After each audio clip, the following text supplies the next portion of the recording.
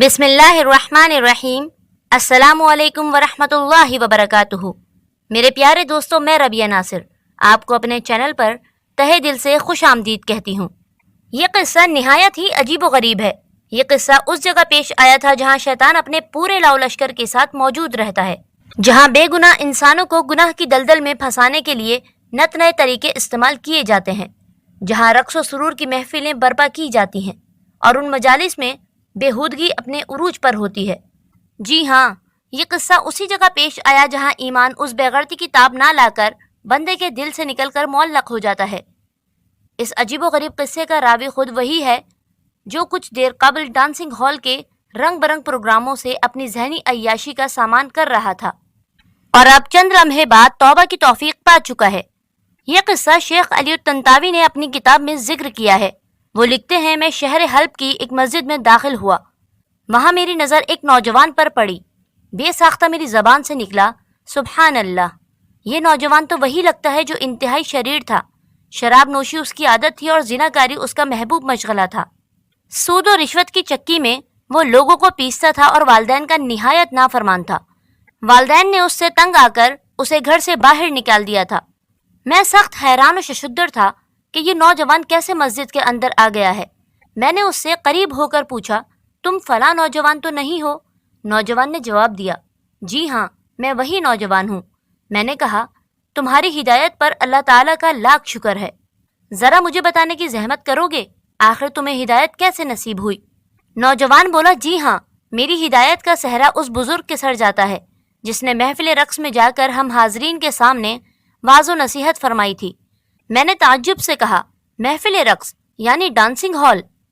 نوجوان بولا، جی ہاں، محفل رقص میں۔ میں نے پوچھا، وہ کیسے؟ نوجوان گویا ہوا، ہمارے محلے میں ایک چھوٹی سی مسجد تھی، اس میں ایک عمر رسیدہ بزرگ لوگوں کی امامت کراتے تھے۔ ایک روز امام صاحب مقتدیوں کی طرف متوجہ ہوئے اور پوچھا کہ لوگ کہاں ہیں، کیا بات ہے؟ اکثر لوگ، خصوصاً نوجوانوں کا طبقہ، مسجد میں حاضر نہیں ہوتا تھا، بلکہ مسجد کے قریب تک نہیں آتا۔ مقتدیوں نے جواب دیا، وہ محفل رقص میں ہے۔ امام نے پوچھا، یہ محفل رقص کیا بلا ہے؟ ایک مقتدی نے جواب دیا کہ محفل رقص ایک کشادہ کمرے میں برپا ہوتی ہے جس میں لکڑی کا ایک بلند اسٹیج بنا ہوتا ہے۔ اس پر نوجوان لڑکیاں برہنہ جسم یا نیم عریانی لباس پہن کر ایمان سوز گیت گاتی ہیں اور رقص کرتی ہیں، اور لوگ ان کے ارد گرد اکٹھے ہوتے ہیں اور ان سے لذت اٹھاتے ہیں۔ امام نے کہا، کیا جو لوگ یہ منظر دیکھتے ہیں وہ مسلمان ہوتے ہیں؟ جواب ملا، جی ہاں۔ امام صاحب نے کہا، لا حول ولا قوت الا باللہ، آؤ ہم اس محفل میں چلتے ہیں اور لوگوں کو نصیحت کرتے ہیں۔ مقتدیوں نے کہا، امام صاحب، آپ کون سی دنیا میں رہتے ہیں؟ آپ ایسے لوگوں کو نصیحت کریں گے اور وہ بھی محفل رقص میں؟ امام نے کہا، ہاں ہاں بالکل۔ مقتدیوں نے بڑی کوشش کی کہ امام صاحب کو ان کی رائے سے پھیر دیں۔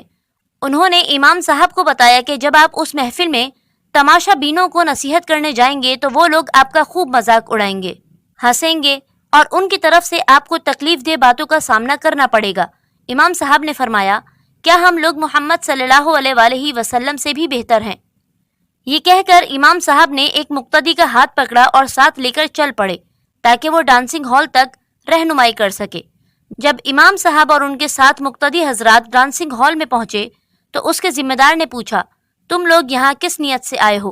امام صاحب نے جواب دیا، ڈانسنگ ہال میں جو لوگ موجود ہیں ہم انہیں کچھ نصیحت کرنا چاہتے ہیں۔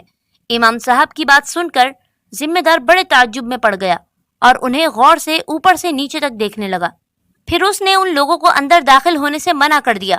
امام صاحب اور ان کے ساتھ گئے ہوئے لوگوں نے ذمہ دار کو بڑا سمجھایا بجھایا اور اس سے اپیل کی کہ وہ اندر داخل ہونے کی اجازت مزاحمت فرمائے۔ بالآخر ان لوگوں نے ڈانسنگ ہال کے ذمہ دار کو اس کی ایک دن کی آمدنی دے کر اندر داخل ہونے کی اجازت طلب کر لی۔ ذمہ دار نے ان کی تجویز قبول کرنے کے بعد کہا، آج جاؤ، کل جب پروگرام کا افتتاح ہو تو تم لوگ آ جانا۔ نوجوان آگے بیان کرتا ہے کہ میں اگلے دن ڈانسنگ ہال میں موجود تھا۔ اسٹیج پر ایک نوجوان دوشیزہ نمودار ہوئی اور اس نے رقص کرنا شروع کیا۔ جب اس کا رقص ختم ہوا، اسٹیج کا پردہ گرا۔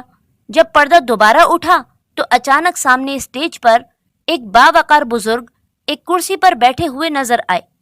बुजुर्ग इमाम साहब ने बिस्मिल्लाहिर्रहमानिर्रहीम के बाद अल्लाह ताला की हम्द व सना बयान फरमाई और रसूल अकरम सल्लल्लाहु अलैहि वसल्लम पर दुरूद व सलाम भेजने के बाद लोगों को पंदो नसाइह शुरू किए। लोगों पर दहशत तारी हो गई और उन्हें बड़ा ताज्जुब हुआ कि यकायक ये क्या शुरू हो गया, क्योंकि पहली लड़की जब स्टेज पर से डांस करके गई थी और पर्दा गिरा था तो नाजरीन किसी और लड़की का शौक लगाए हुए थे, लेकिन जब दोबारा पर्दा उठा तो उनकी तवक्को के खिलाफ स्टेज पर पंदो नसाइह करते हुए बुजुर्ग नजर आए, जिससे उनकी हैरानी का कोई ठिकाना न रहा। नाजरीन ने समझा कि शायद ये भी प्रोग्राम का कोई मज़ाहिया हिस्सा है, लेकिन जब नाजरीन ने देखा कि सामने स्टेज पर बैठे हुए बुजुर्ग इमाम साहब हैं जो नसीहत करने की गर्ज से डांसिंग हॉल में तशरीफ लाए हैं, तो उन्होंने इमाम साहब का मजाक उड़ाना शुरू किया और इस्तेहज़ा करते हुए अपनी आवाज़ें बुलंद करने लगे, जबकि इमाम साहब उनकी हंसी मजाक और इस्तेहज़ा की परवाह किए बगैर पंदो नसाइह में मगन थे। इस शोर गुल और हंसी मजाक के दौरान ही हाजरीन में से एक शख्स उठ खड़ा हुआ और उसने सामईन को खामोश रहने और इमाम साहब की गुफ्तगू सुनने का हुक्म दिया। यकायक डांसिंग हॉल में सन्नाटा छा गया। अब हमें सिर्फ और सिर्फ इमाम साहब की बातें सुनाई दे रही थीं। इमाम साहब ने ऐसा पुरअस तासीर कलाम सुनाया कि उस जैसा हमने इससे पहले कभी ना सुना था।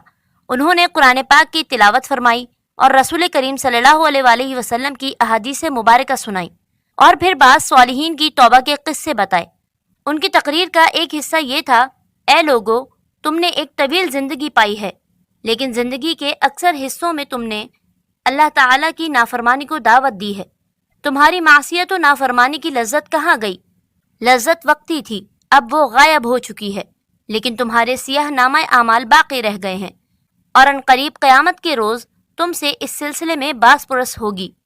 और वो दिन दूर नहीं जिसमें इस कायनात में कोई जिंदा न रहेगा, सब मर जाएंगे, सिर्फ और सिर्फ अल्लाह सुब्हान ताला की ज़ात बाकी रहेगी।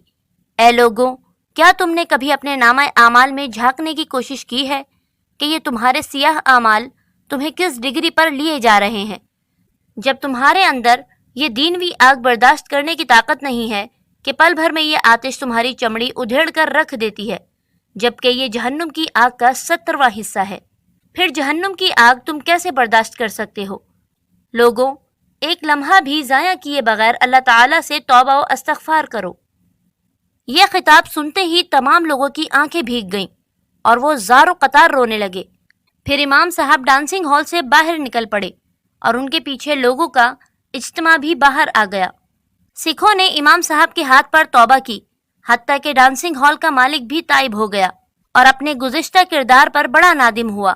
सच है, जब अल्लाह ताला किसी को हिदायत नसीब फरमाता है तो ऐसे ही असबाब पैदा फरमाता है। अल्लाह ताला हम सबको भी अपने किए हुए गुनाहों पर सच्ची तौबा नसीब फरमाए। आमीन या रब्बुल आलमीन।